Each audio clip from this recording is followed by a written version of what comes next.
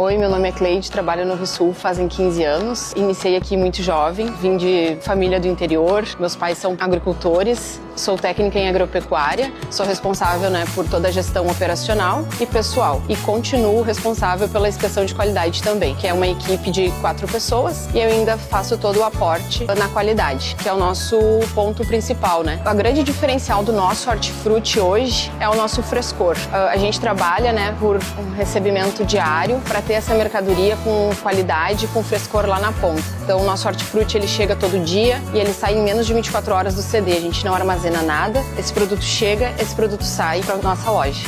Sul para mim é família. Desde quando eu iniciei aqui há 15 anos atrás, fui muito bem recebida, onde construí uma família mesmo, porque a minha construção foi diária aqui dentro. Não definiria outra palavra se não é família.